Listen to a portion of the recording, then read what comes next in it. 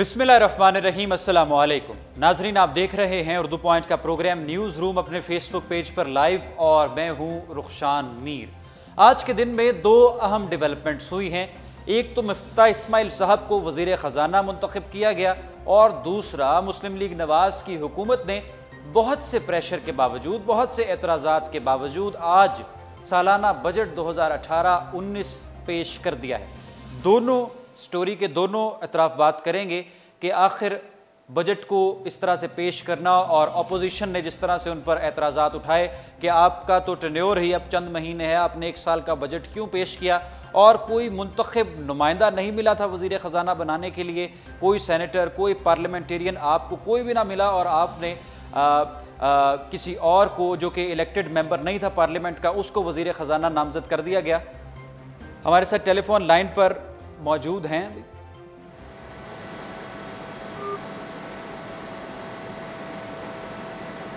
तो नाज़रीन, हम बात कर रहे थे इस स्टोरी के दोनों अतराफ की जानिब कि आज मिफ्ता इस्माइल साहब को वज़ीर ख़जाना मुंतखब किया गया और आज उन्होंने बजट भी पेश कर दिया। तो आखिर ये सारा माजरा क्या है?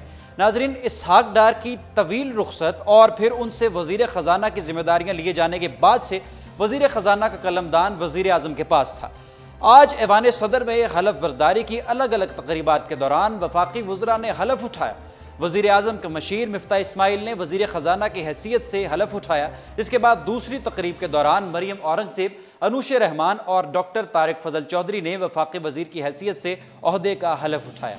तकरीब के दौरान सदर मुमलिकत ममनून हुसैन ने लैला खान से वज़ीर मुमलिकत के ओहदे का भी हलफ लिया। इस मौके पर आला हुक्काम समेत सियासी कारकुन भी शरीक थे।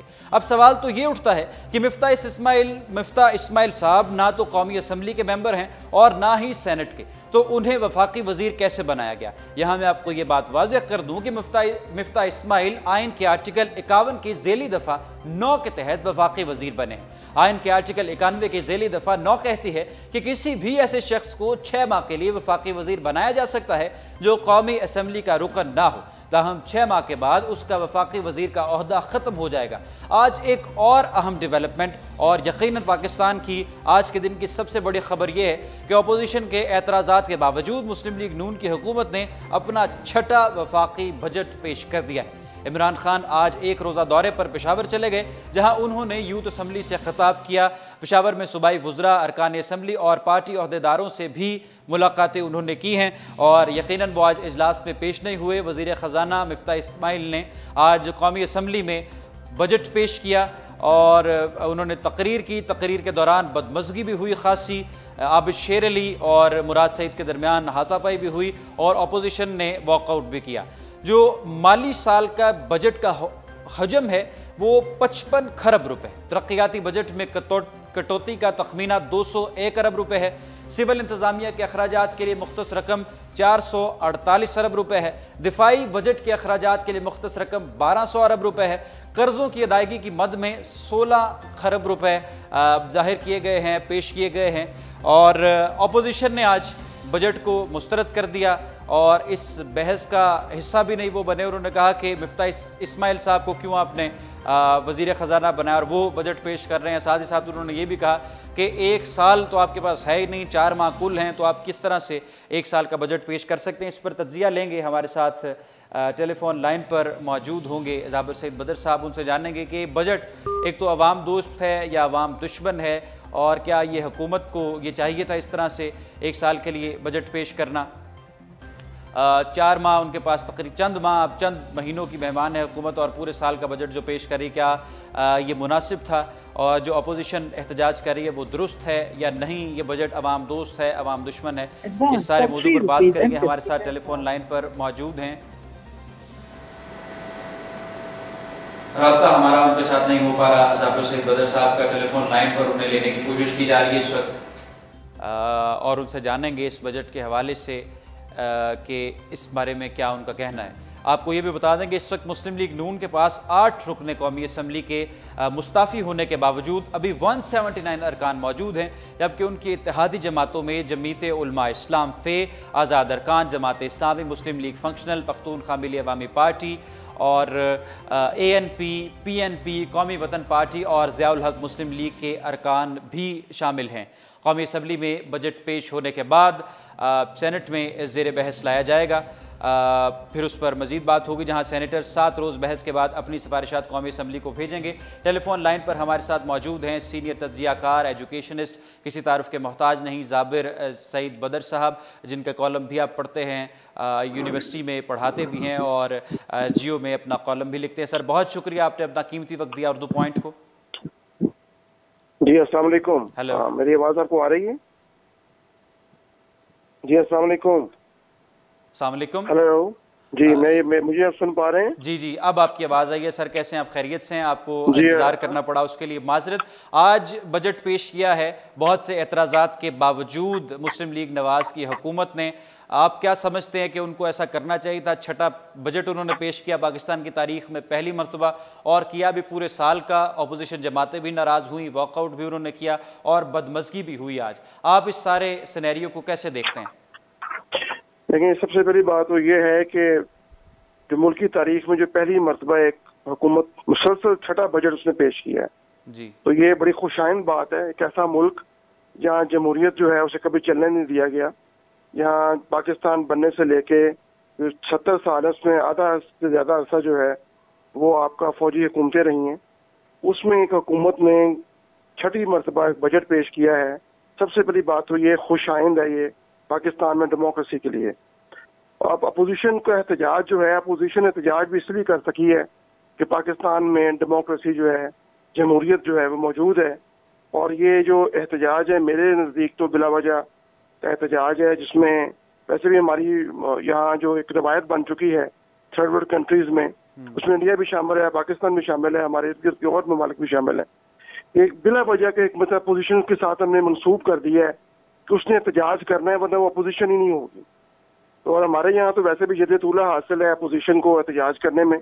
मैं समझता हूँ कि फजूल मुतालबा है, फजूल बात है कि वो के हुकूमत की मुद्दत 5 हफ्ते ही रह गई है, पर उसको साल का बजट पेश करने का हक नहीं था, ये अपोजिशन कह रही है।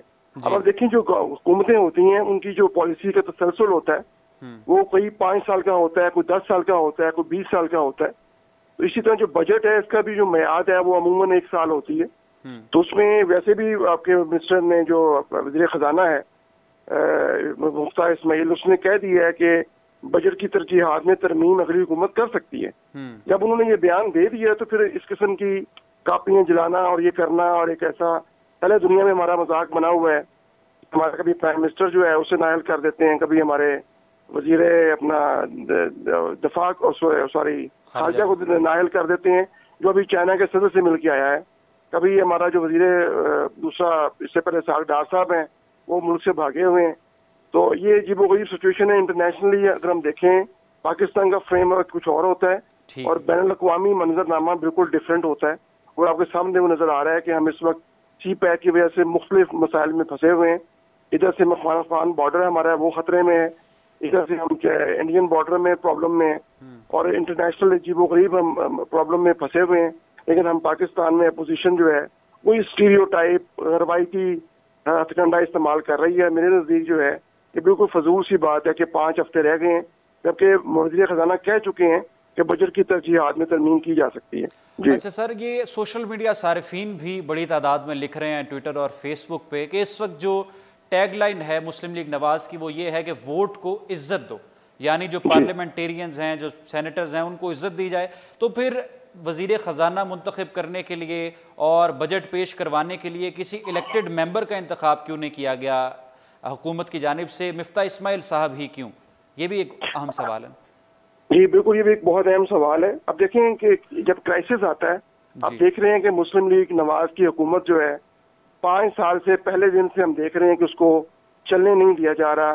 कभी जो 2-3 साल पहले आपके सामने सिचुएशन है कि तरीके इंसाफ के ही एक सदर थे और हमारे पुराने बहुत बड़े सियासतदान भी हैं, अपना मखदूम जावेद हाशमी साहब, उन्होंने उस वक्त बड़ा कैटेगोरिक कहा था कि ये इस हुकूमत को चलने नहीं दिया जा रहा और उसमें आप किसी और तरीके से फोर्सेस जो है, बल्कि उन्होंने जुडिशियल कू का इस्तेमाल किया था, उस तरीके से इस गवर्नमेंट को डिस्टेबलाइज किया जाएगा। और मुझे लगता है बिल्कुल वैसे के वैसे सारा कुछ चलता आ रहा है मंजरनामा। तो हुकूमत जो है जाहिर है कि प्रॉब्लम में है, उनके पास उनके बंदे जिस तरह तेजी के साथ विक्टिमाइज हो रहे हैं या उन्हें खिलाफ फैसले आ रहे हैं, तो वो तो आ रहे हैं, कोई शक नहीं है। मैं ये नहीं कहता कि वो गलत आ रहे हैं या सही आ रहे हैं, वो अलग मसला है। लेकिन बहरहाल वो इस वक्त हुकूमत जो है, जो भी 5 हफ्ते की रह गई है, वो इस वक्त बुरी तरह शिकंजे में आई हुई है। उसके बावजूद उन्होंने जो बजट जिस किस्म का, जैसे आप बता रहे हैं कि 55 खरब से ज्यादा इसका मजमूई हजम है, हजम है इसका। और उसमें सबसे बड़ी बात है कि उन्होंने ये भी कहा है कि 2008 से 13 तक जो महंगाई की शरह है वो 12% इसमें रही है और 5.8 शरह नमू रही है, जो कि 13 साल में सबसे ज्यादा है। और अब हम दुनिया की 24 आपके मुताबिक सर के इस वक्त क्राइसिस हैं गवर्नमेंट पे, इस वजह से उन्होंने किसी इलेक्टेड मेंबर को चूज नहीं किया? और बिल्कुल इस वक्त देखिए इस तरह से मसला आपकी स्टैब्लिशमेंट है, जैसे आप इस वक्त उर्दू पॉइंट में हैं, अगर आपके 3-4 बंदे मतलब मेन बंदे हैं, वो अभी पता चल जाए कि उसको फारग किया जा रहा है, उसको फारग किया जा रहा है, वो फारग हो सकता है, तो आपका पूरा जो आपकी स्टैब्लिशमेंट है इस इदारे की, वो क्राइसिस में आ जाएगी। तो आपको पता नहीं चलेगा कि आपने क्या फैसला करना है, कब फैसला करना है और क्या फैसला नहीं करना। तो इस किस्म की सिचुएशन जो है गवर्नमेंट जो है सो झेल रही है। तो इस किस्म के स्टूपिड फैसले जो हैं वो आ सकते हैं सामने और मजीद आ सकते हैं। ठीक है, बजट आपने देखा, यकीनन तकरीर भी सुनी, आप क्या समझते हैं बजट अवाम दोस्त था? पेंशन्स में इजाफा किया गया, सरकारी मुलाजमीन की तनख्वाहों में इजाफा किया गया और उसके अलावा भी बहुत से ऐसे रिफॉर्म्स आए हैं। आप बजट को अवाम दोस्त करार देंगे? मैं अवाम दोस्त तो खैर बजट तो बजट ही होता है, लेकिन ये है कि इस तरह हम कह सकते हैं कि अवाम जो सरकारी मुलाजमीन हैं उनको तो फायदा हर साल पहुंच जाता है। 10% उनका इजाफा उन्होंने किया है, जो एडहॉक रिलीफ अलाउंस दिया है उन्होंने। पेंशन में भी 10% इजाफा कर दिया है, कम से कम पेंशन 6 से 10 हज़ार कर दी है उन्होंने। 1 लाख माहाना आमदनी वालों को इस्तिस्ना करार दी है टैक्स से। और ये एक्चुअली वो टैक्स पिछले दिनों इन्होंने प्राइम मिनिस्टर ने दी थी, वही चीज आप देख रहे हैं कि वो इन्होंने इसमें शामिल कर दी है। फिर उन्होंने ये भी कहा कि कोई भी नॉन फाइलर है वो 40 लाख रुपए से ज्यादा जायद मालियत की जायदाद नहीं खरीद सकता। यानी उसमें अब ये गवर्नमेंट कोशिश कर रही है, और मेरे ख्याल अगली गवर्नमेंट को भी करना पड़ेगा, जो भी अगली गवर्नमेंट आती है, ये जो क्योंकि इन्होंने टारगेट जो दिया है वो 4,435 अरब रुपए वसूलियों का हदफ है हमारे पास। तो एफबीआर को बहुत बड़ा चैलेंज का सामना है एफबीआर के लिए, और उसको अगर वो वसूलियां होंगी तो बजट में तवाजुन पैदा होगा। तो उसमें वो कोशिश गवर्नमेंट ये कर रही है कि हर बंदा जो है वो कम से कम फाइलर तो हो, गवर्नमेंट के पास डाटा आए, उसका रिकॉर्ड आए, ताकि कम से कम ये जो यही वजह है कि प्रॉपर्टीज वाले जो प्रॉपर्टी डीलर्स हैं वो कह रहे हैं प्रॉपर्टी की कीमत डाउन हो गई है, ये वो फलां, उस पर टैक्सेस लग गए हैं। एक्चुअली गवर्नमेंट चाह यही रही है कि ये जो सारा प्रोसीजर है वो अब बाकायदा उस वक्त टैक्स जो है वो अदा किया जाए, क्योंकि यही बड़े मगरमच्छ हैं जो जिसे पैसा जिन्होंने कमाया है 8-10 सालों में। आपने देखा होगा कि ये जो प्रॉपर्टी की खरीदो फरोख्त है, आपने अपने दाएं बाएं हम देखते हैं कि जिन बंदों के पास टूटी हुई मोटरसाइकिल हुआ करती थी वो लैंड क्रूजर में फिर रहे हैं सिर्फ प्रॉपर्टीज की इसके कारोबार की वजह से। तो वो चीज उसको इसलिए वो लोग सड़कों पे भी आ गए। तो हम उस कर्जों की मद में भी बड़ी रकम अलहदा की गई है, तो क्या पाकिस्तान का कर्जा उतरता हुआ देख रहे हैं आप?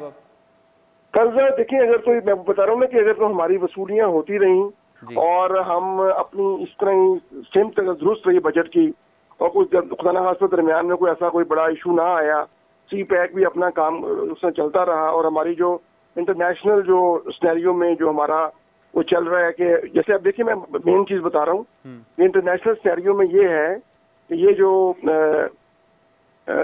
इसमें कि अगर हमारी अपनी क्रेडिबिलिटी जो मजरू हो जाती है कि वजीर खजाना जो है भागा हुआ है, प्राइम मिनिस्टर नाहल हो गया है, आपका जो है इस किस्म की जो ऐसी कंफ्यूजन सी फैली हुई है पाकिस्तान की अथॉरिटीज के बारे में, ये अच्छा साइन नहीं होता। इससे क्या होता है, आप देख रहे हैं कि जो डॉलर है 120 पे आ गया।